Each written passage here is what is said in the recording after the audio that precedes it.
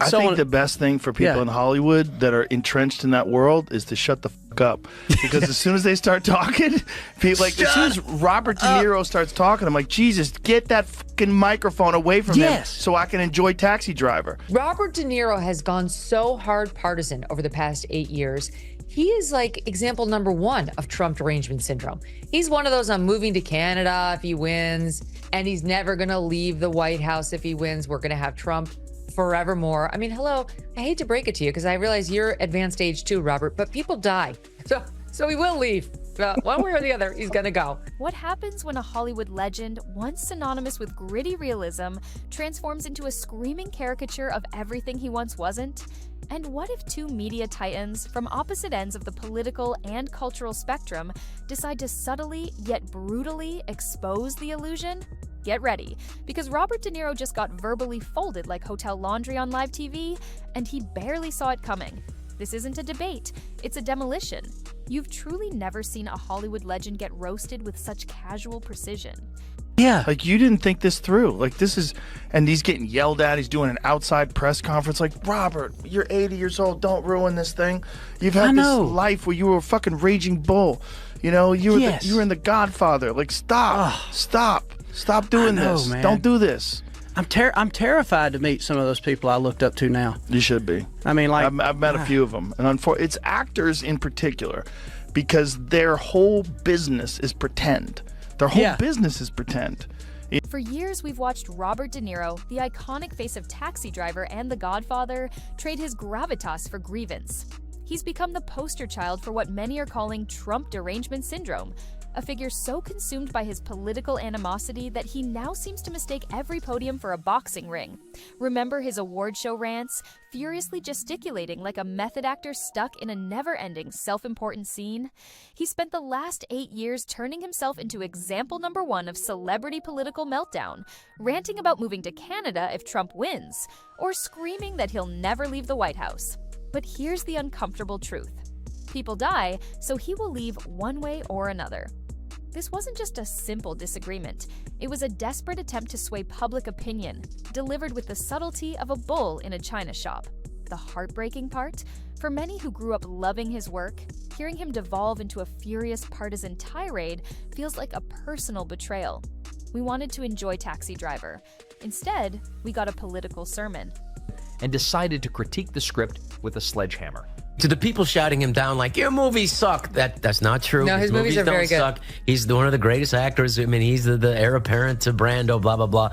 But he's a loon. Yeah. I mean, you have to just say what he is. He's, he has, basically, I describe this to people. You know what's happening now? Because people are aware about concussions and the problems with CTE. When you get hit and you get a dinger in football, they put you in the blue tent, and the sideline. Yeah. That's what needs to happen to Democrats. They need to go in the blue tent for a little bit, kind of, get your eyes checked, and then come out and be rational again. Yeah, cool off and a De little. Niro needs to go in the blue tent. I mean, because it's not calming things down. We need to be rational. But here's where the story takes a sharp, unexpected turn. Just when it seemed like no one had the patience to sit through another red-faced rant from a guy best known for playing fictional mobsters, two very different voices from the media world stepped into the ring. First, the podcast king himself, Joe Rogan, casually walked into the conversation. He didn't directly name De Niro, but he might as well have put a spotlight on him. Rogan's critique wasn't angry. It was wildly amused by the absurdity. He simply painted a picture of actors who confuse playing a tough guy in movies with actually knowing anything about geopolitics.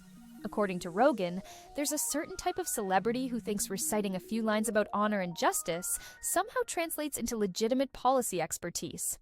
It's like a barista lecturing NASA on orbital mechanics because they once stirred coffee with precision. Rogan, with his trademark casual destruction, dismantled this Hollywood habit with all the subtlety of a UFC knockout. He mocked the delusion with which some actors carry themselves, genuinely believing their SAG card is the golden ticket to being taken seriously on international trade agreements. He suggested they need to go into a blue tent, like football players with concussions, to get their eyes checked and become rational again. It was a ruthless takedown, the kind that doesn't need to be angry because it's too busy being accurate. Oh, Robert De Niro. Yeah. No, Kurt's convinced that Robert De Niro's on some kind of Epstein list or some kind of thing like that, and then he's afraid that if Trump does get power, he's going to expose him, and he is actually going to come at him. Of course Kurt thinks That's that. what Kurt thinks that. Kurt thinks that about every fucking thing that happens in the world. I think Robert De Niro's just got Trump derangement syndrome. I think he's old, too. There's a thing about old men. And they want to yell at everybody. And he's completely... Did you see when he went and gave that speech outside of the trial? That was bizarre. Told him that was a good idea? And then he started... And then, with the precision of a surgeon, Megyn Kelly stepped into the ring. Where Rogan was laid back, sarcastic, and vaguely amused, Kelly brought the energy of someone who's been keeping receipts and is now flipping through them with the glee of an IRS auditor. She didn't mention De Niro either, but let's be honest, the descriptor Hollywood loudmouth who confuses the Oscars with Capitol Hill doesn't exactly leave much room for confusion. Kelly's approach wasn't the podcast ramble or comedic shrug. Hers was the cold, precise dissection of a media veteran who's long since run out of patience for self-important celebrity tantrums. She didn't need to mock anyone's filmography, she just pointed out the absurdity of actors playing political prophets while completely detached from the consequences of real-world policy. Her commentary zoomed in on the idea that certain celebrities treat award stages like campaign rallies without the burden of running for anything, wanting the glory of being a political thought leader without the effort of understanding a single policy. To Kelly, this isn't just cringe, it's dangerous. These actors, living in gated mansions guarded by private security, lecture the public about justice from a podium shaped like an Oscar statue, then go home in a car more expensive than the average home. Her underlying theme was clear. Authenticity matters. People are tired of being yelled at by millionaires who spent the last decade in makeup chairs being told they're geniuses. At some point, the costume comes off, the lights go out, and what's left is just a man who once played a boxer now punching the air about political villains. So Robert De Niro, who's got a severe case of the TDS, is in conference right now, as all of the muckety-mucks are.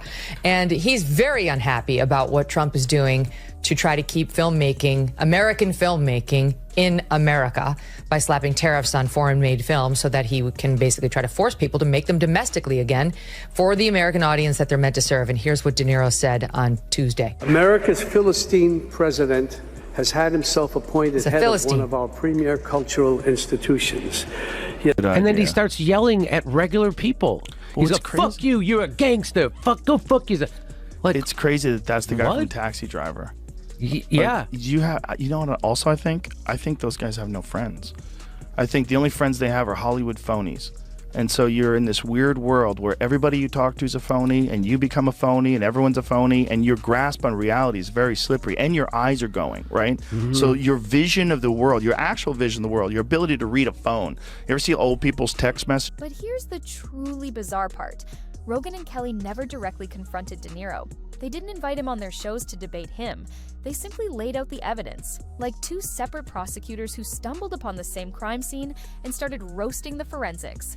De Niro's whole Shia tea has gone from dramatic to comedic without him noticing. And nothing proves that faster than being separately roasted by two media personalities who have zero reason to tag team unless the material is just that ripe. At this point, he's become the celebrity version of someone yelling at pigeons in the park. Loud, theatrical, and somehow still believing he's the voice of reason. Meanwhile, Rogan's listeners are cracking up over his vivid analogies about Hollywood political cosplay, and Kelly's audience is nodding along with her righteous fury about out-of-touch millionaires playing dress-up as revolutionaries.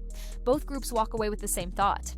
Just because you start in Raging Bull doesn't mean you're qualified to lead the next one. They arrived at the same conclusion from completely different roads. Rogan laughs at the performance, Kelly tears apart the structure. Make of that. Well, it's a global problem because it's the greediness of these studios and some of these actors that, make a lot more money overseas than they would here. But I look at the film industry in the United States, and my father worked in the film industry in Boston. He was a transportation coordinator for the Teamsters Union. So I know a little bit about it. I look at the film industry as we have some of the most creative people in the world. Why is he talking about this? Why is he talking about this publicly? I'm going to say one thing. Trump. If you're going to come out and say that you have a really deep-seated hatred for one of the two people running for president, you can't just be, he's a bully, he's a piece of shit. I hate him. He's an idiot. Colin Powell said it best. He's a national disaster. He's an embarrassment to this country. It makes me so angry that this country has gotten to this point, that this fool, this bozo, has wound up where he has. You probably, if you're going to express yourself about it and alienate 50% of the country, which it seems like it is, you're going to have to do better than that. This isn't just about one actor's meltdown. It's a cultural phenomenon unfolding before our eyes. It's about the wider problem of celebrity culture. For decades, we've watched actors stand at a podium and speak like their IMDb pages came with built-in moral clarity, as if playing a war hero or a crusading lawyer automatically grants you geopolitical wisdom. Sorry, Bobby, but playing Vito Corleone doesn't mean you get to dictate foreign policy. And shouting about your political enemies with the intensity of a man fighting off a raccoon in his kitchen doesn't help either.